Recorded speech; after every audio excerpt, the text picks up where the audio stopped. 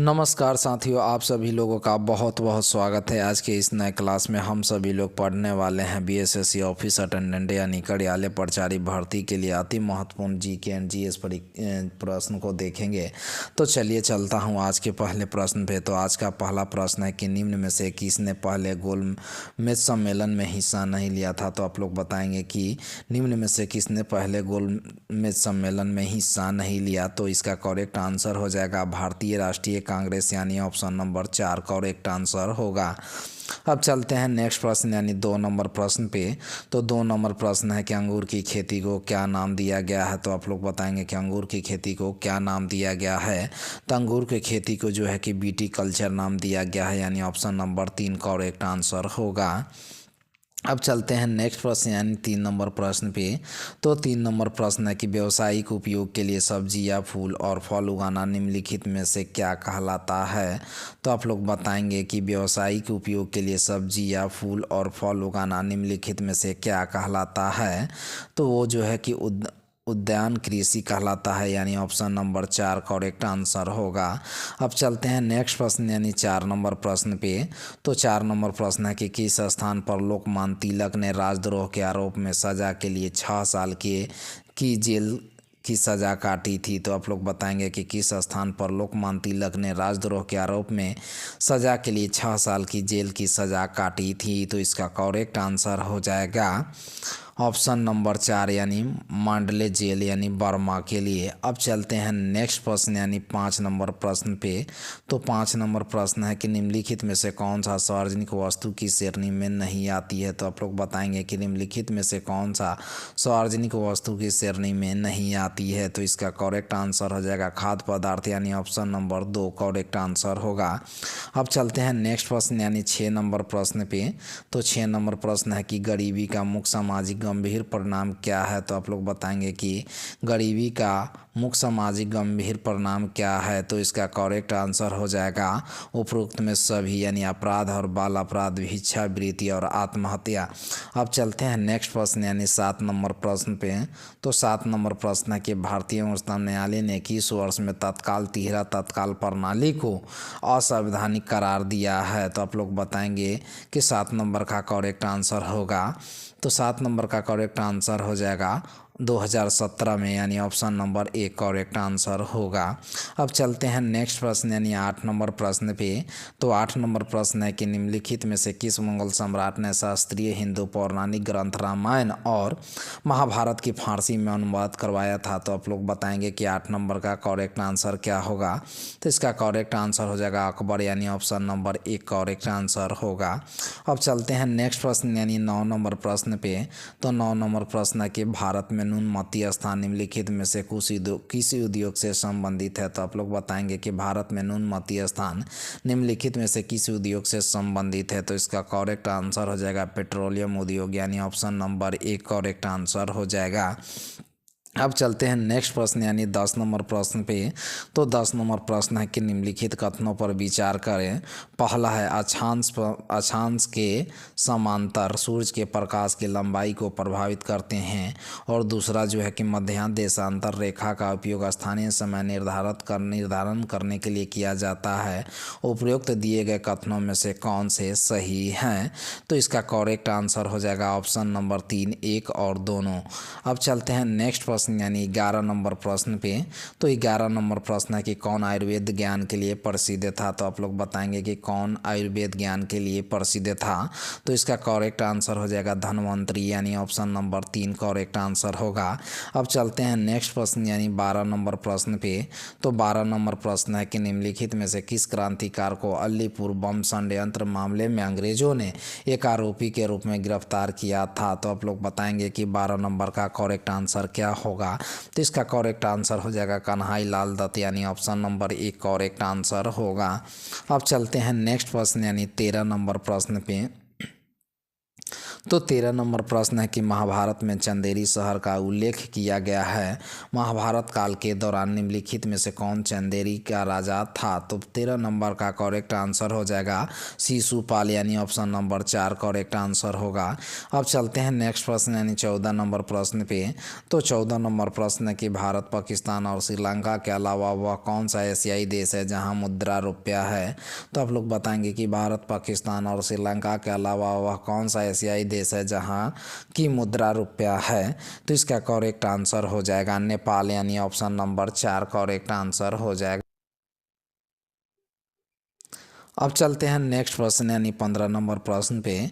तो 15 नंबर प्रश्न है कि निम्नलिखित में से चीन किस देश के साथ सबसे लंबी सीमा रेखा साझा करता है? तो आप लोग बताएंगे कि निम्नलिखित में से चीन किस देश के साथ सबसे लंबी सीमा रेखा साझा करता है? तो इसका करेक्ट आंसर हो जाएगा मंगोलिया, यानी ऑप्शन नंबर 4 करेक्ट आंसर होगा। अब चलते हैं नेक्स्ट प्रश्न यानी 16 नंबर प्रश्न पे। तो 16 नंबर प्रश्न है कि 3 जनवरी 1988 तक सती निवारण अधिनियम 1988 का अधिनियम संख्या 3 के उपयोग में कितने भाग है? तो इसका करेक्ट आंसर हो जाएगा 5 भाग है, यानी ऑप्शन नंबर 4 करेक्ट आंसर होगा। अब चलते हैं नेक्स्ट प्रश्न यानी 17 नंबर प्रश्न पे। तो 17 नंबर प्रश्न है कि गोल किसकी आत्मकथा है? तो आप लोग बताएंगे कि गोल किसकी आत्मकथा है? तो इसका करेक्ट आंसर हो जाएगा ध्यानचंद का, यानी ऑप्शन नंबर 2 करेक्ट आंसर होगा। अब चलते हैं नेक्स्ट प्रश्न यानी 18 नंबर प्रश्न पे। तो 18 नंबर प्रश्न है कि भारत में राष्ट्रीय मानवाधिकार आयोग में कितने मानक सदस्य नियुक्त किए जाते हैं? तो आप लोग बताएंगे कि भारत में राष्ट्रीय मानवाधिकार आयोग में कितने मानद सदस्य नियुक्त किए जाते हैं? तो इसका करेक्ट आंसर हो जाएगा 7, यानी ऑप्शन नंबर 1 करेक्ट आंसर होगा। अब चलते हैं नेक्स्ट प्रश्न यानी 19 नंबर प्रश्न पे। तो 19 नंबर प्रश्न है कि इनमें से किसे मृतकों के टीला के नाम से जाना जाता है? तो आप लोग बताएंगे कि मृतकों के टीला के नाम से किसे जाना जाता है? तो इसका करेक्ट आंसर हो जाएगा डोम्बाड़ी हिल को, यानी ऑप्शन नंबर 4 करेक्ट आंसर होगा। अब चलते हैं नेक्स्ट प्रश्न यानी 20 नंबर प्रश्न पे। तो 20 नंबर प्रश्न है कि कौन सा भारतीय राज्य उत्तर, दक्षिण और पश्चिम में बांग्लादेश से घिरा हुआ है? तो आप लोग बताएंगे कि कौन सा भारतीय राज्य उत्तर, दक्षिण और पश्चिम में बांग्लादेश से घिरा हुआ है? तो इसका करेक्ट आंसर हो जाएगा त्रिपुरा, यानी ऑप्शन नंबर 4 करेक्ट आंसर होगा। अब चलते हैं नेक्स्ट प्रश्न यानी 21 नंबर प्रश्न पे। तो 21 नंबर प्रश्न है कि 2011 के जनगणना के अनुसार भारत की कुल जनसंख्या में अनुसूचित जनजाति यानी एसटी का प्रतिशत कितना है?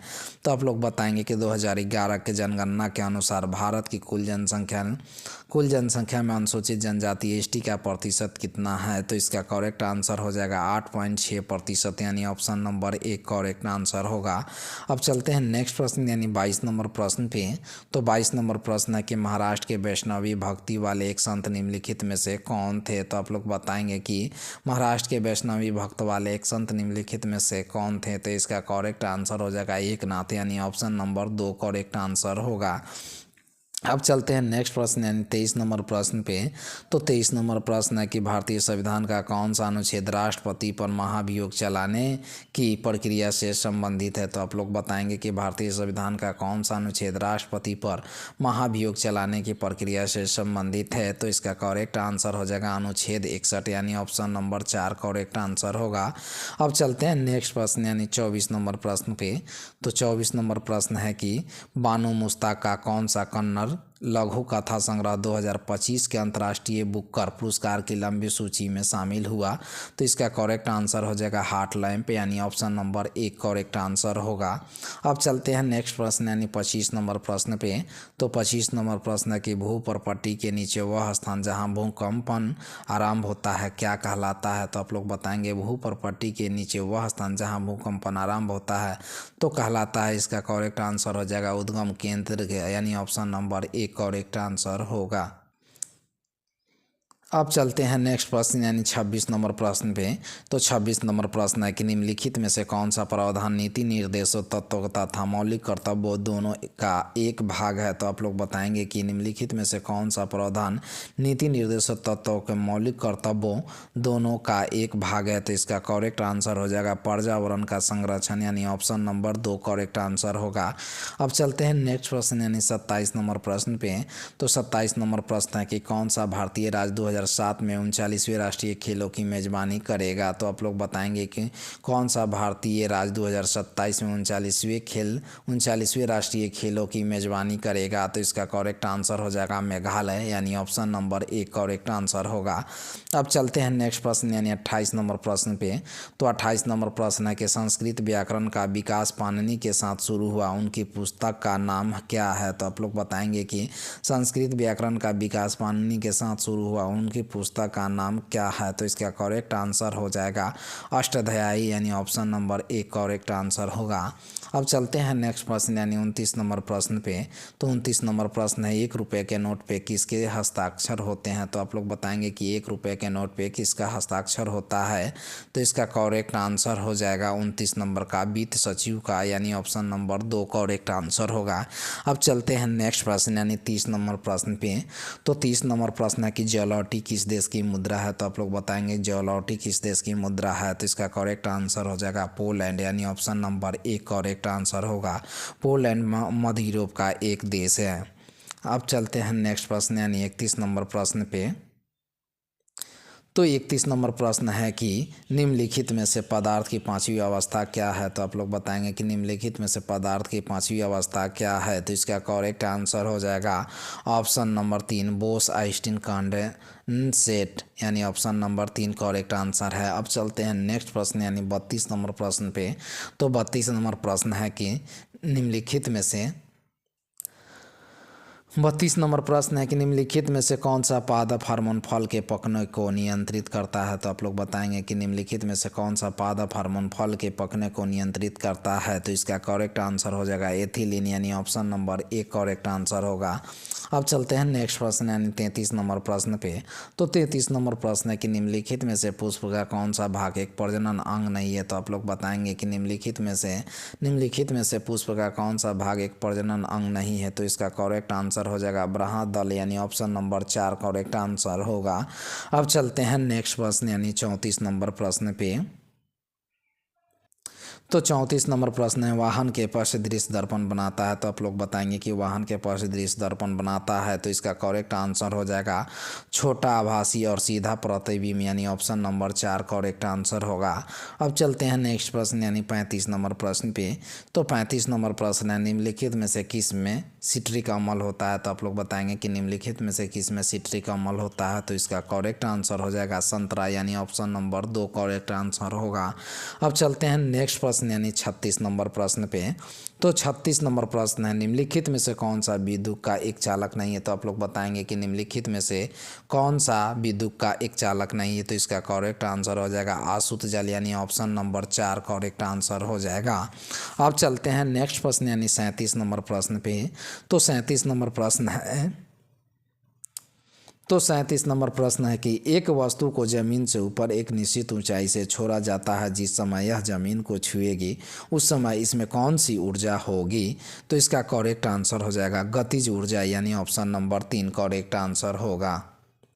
अब चलते हैं नेक्स्ट प्रश्न यानी 38 नंबर प्रश्न पे।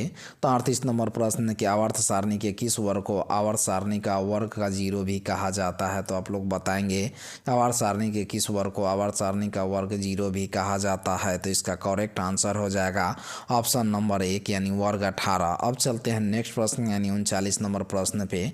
तो 39 नंबर प्रश्न है कि अतिरिक्त 21वें गुणसूत्र के कारण कौन सी बीमारी होती है? तो आप लोग बताएंगे अतिरिक्त 21वें गुणसूत्र के कारण कौन सी बीमारी होती है?